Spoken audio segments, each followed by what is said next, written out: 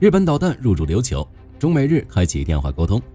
歐洲同意28點，但有4個要求。特朗普緊急表態，美烏聯合聲明公開捍衛烏克蘭主權。俄兵入駐委內瑞拉抵抗美軍。烏克蘭無人機天降正義，莫斯科最大發電站升天，細數普京經濟爛賬。突破不可能的包圍圈，致敬烏克蘭英雄布查。北約在波羅的海展開大動作，克里姆林宮會如何應對？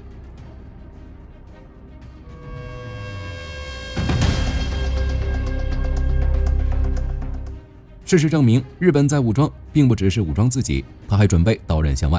根據日本富士新聞網的報道，日本防衛大臣小泉進次郎在视察琉球群島時表示，日軍已在群島的軍事基地中部署了中程防空導彈。好家伙，這個軍事基地距離台灣只有110公里，這點距離本身就能對台進行迅速的戰略支援。現在配合中程防空導彈，戰略反應時間又大大縮短。日本這波操作是想將台灣逐漸覆蓋到其防禦圈中，以此隨時抵禦空中威脅。不過，高市早苗並不滿足於武裝覆蓋台灣，他還準備尋求盟友的幫助。如據日本共同社報道，高市早苗透露稱，他已經與特朗普通了電話，聊了很多內容。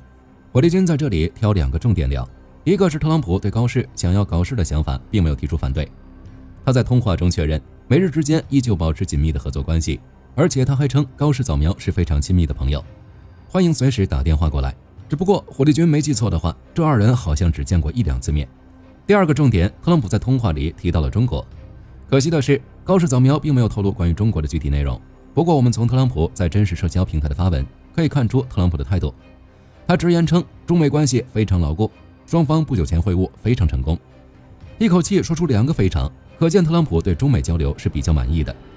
只是這樣的發言讓許多觀眾老爺不滿意，因為無論是對中國還是日本，特朗普的態度給人一種聽君一席話，如聽一席話的感覺。不過這都是作為政客的正常操作，但若是從行動上看，美國的動作可是一點都不馬虎。據自由時報報道，早在11月19日，美國國務院就已批准向日本出售價值約8200萬美元的各式戰機炸彈，以及一連串相關技術和后勤服務，就差把力挺小弟4個字寫在了臉上。當然，我們也不能排除這是正常的軍需採購活動。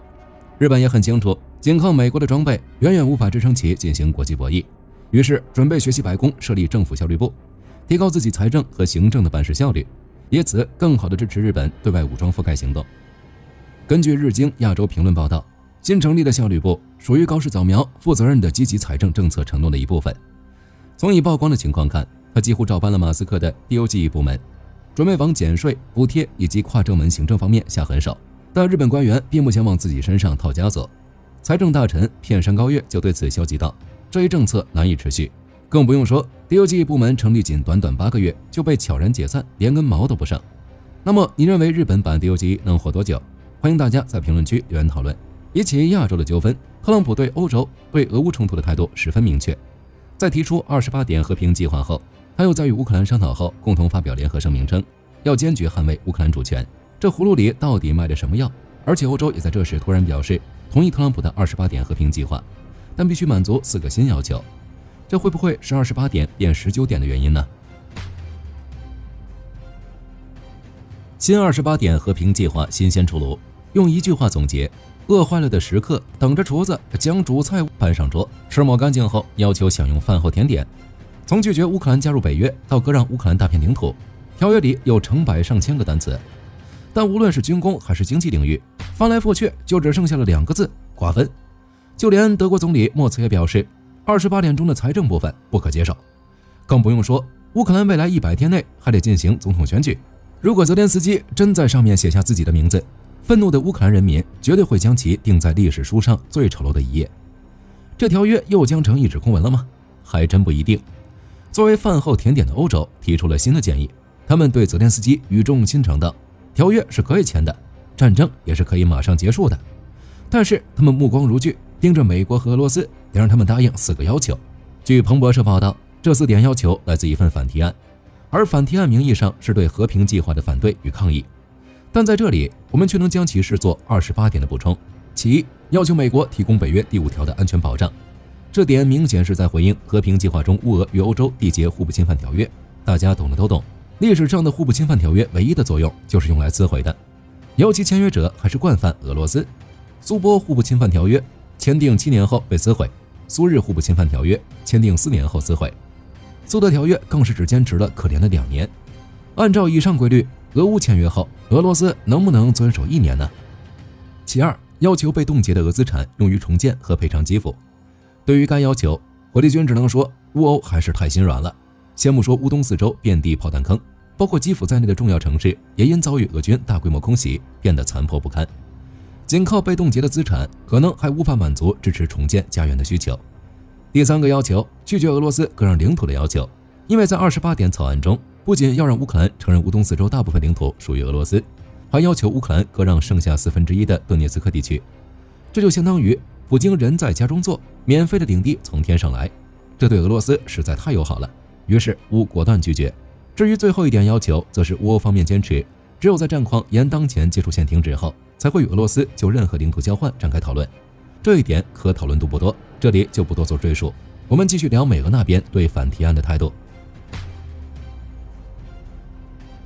不需要懷疑的是，特朗普沒有任何拒絕這份反提案的可能，畢竟他也明白28點實在太離譜，所以才會在南非舉行的 G20 峰會上緊急表示28點並非最終版本，明示方案還有商量餘地。這是在瑞士日內瓦最新發表的聯合聲明中可以看出來。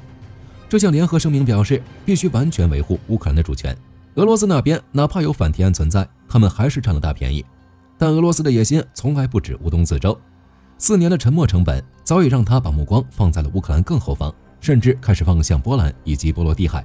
目前，俄羅斯已被重新邀請重返 G8，特朗普表示很高興。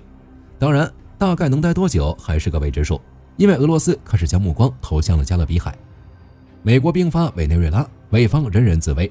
但克里姆林宮卻跳出來跟馬杜羅說：“別怕，馬老弟，我來助你。”接着就是送槍送導彈，現在又開始送人了。據烏克蘭國防部情報局消息，已經有超過120名俄羅斯軍事人員駐紮在委內瑞拉，他們主要負責一件事，對委內瑞拉安全部隊進行訓練，內容包括傳授他們無人機作戰大法。至於委內瑞拉後續是否也要割地賠款，就不是俄軍的事了。不過克里姆林宮確實很有誠意，為了駐委抗美，克宮特意請來了奧列格·馬卡列維奇上将。這位將軍以手段鐵血出名，比如2023年6月，他組織了卡霍夫卡水電站爆炸案，給烏克蘭帶來巨大的環境、經濟和人員損失。只是現在已經沒有水電站給他炸了，只有美軍的福特號航空母艦和上萬名大兵等着他，就是不知道他敢不敢炸。事情到了現在，明眼人也能看出来，俄羅斯送的这120名教官對委內瑞拉局勢幾乎沒有任何影響。唯一的影響大概是讓委內瑞拉士兵被迫聽俄羅斯人一下午的嘮叨。那麼俄羅斯為什麼還要做這個吃力不討好的事？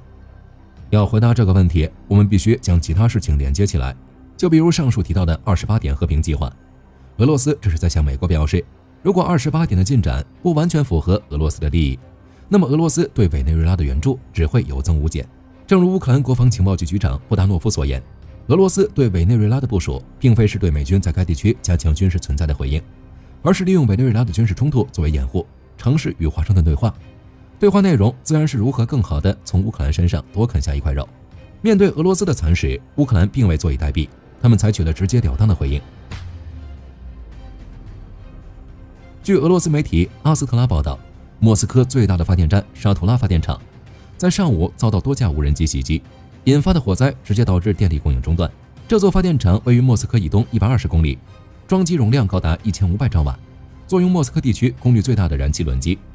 在美國限制相關零部件向俄羅斯出口後，沙图拉發電廠更是被當作了國寶，因為任何損壞都意味着沒有合適的配件對其進行維修。現在好了，克里姆林宮不用再提心吊膽了，因為烏軍無人機直接將其炸上了天。據報道所述，電廠電力变壓器被當場炸飛，隨後大火引燃了油气变壓器等設施，至於輸電線路也被燒得一乾二淨。與此同時，莫斯科的機場也被烏克蘭打擊嚇傻了，立馬緊急關閉航班升降。這兩座重要民生設施幾乎包攬了莫斯科的生活、出行等日常，每分每秒都有千萬級別的資金流動。現在隨着兩座設施關停，甚至發電廠可能永久關停，讓俄羅斯本就搖搖欲墜的經濟更加慘不忍睹。當然，這不是第一次打擊，也不是最後一次。之前烏克蘭無人機就對規模同樣巨大的柴基涅變電站實施天降正義，多個俄戰城市約50萬居民斷電。斷電看似失去的只是光和熱，實則也在斷去俄羅斯經濟最後的生命。除了發電廠外，彈藥庫也沒能幸免。據烏克蘭特種部隊的報告，在紅軍村附近的俄軍一處重要陣地和彈藥庫被摧毀，該彈藥庫戰略意義非凡，被視為俄軍向紅軍村推進的主要彈藥儲存、分發和裝卸點。不少人或許覺得一個彈藥庫被毀並不代表什麼，那無數個彈藥庫呢？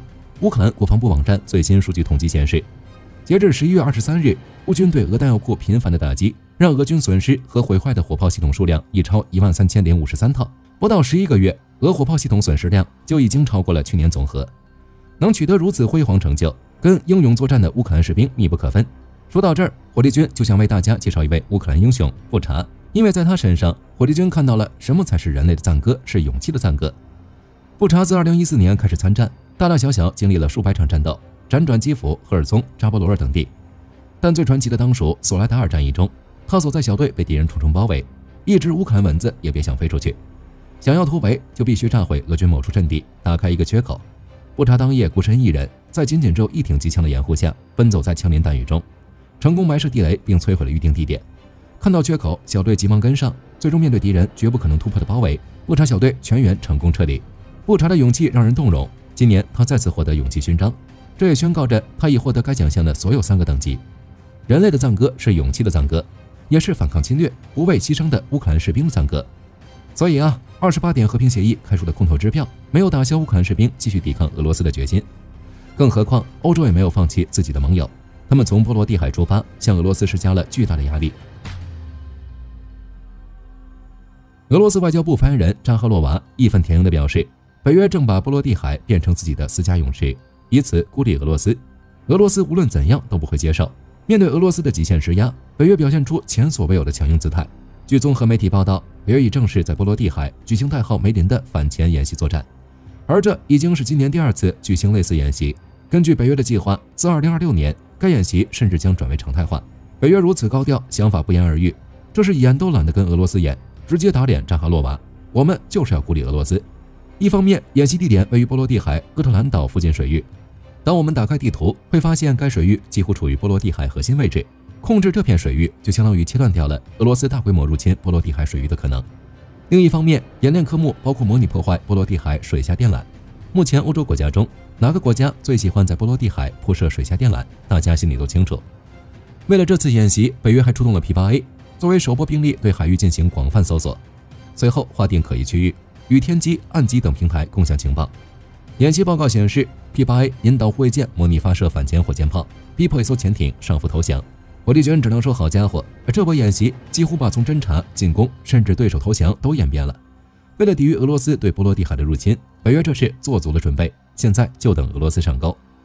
值得一提的是，從頭到尾的戰術行動都由瑞典海軍負責，這也是瑞典加入北約後首次主導聯合反潛作戰，充分發揮了瑞典在反潛方面的技術和經驗。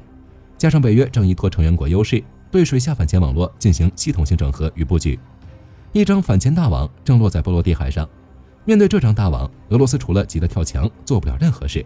好了，這期視頻到這兒就結束了。大家怎樣看待烏歐提出的反提案呢？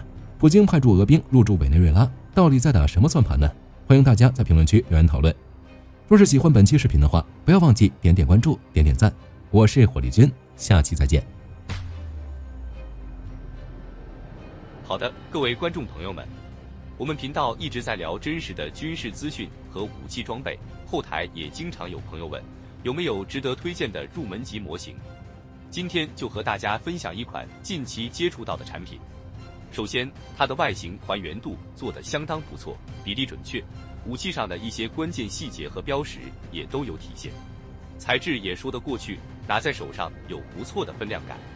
其次，它具備一定的可动性，對於理解基礎操作原理有一定幫助，讓它不僅是個靜態擺件。綜合它的做工和可玩性來看，價格確實比較親民。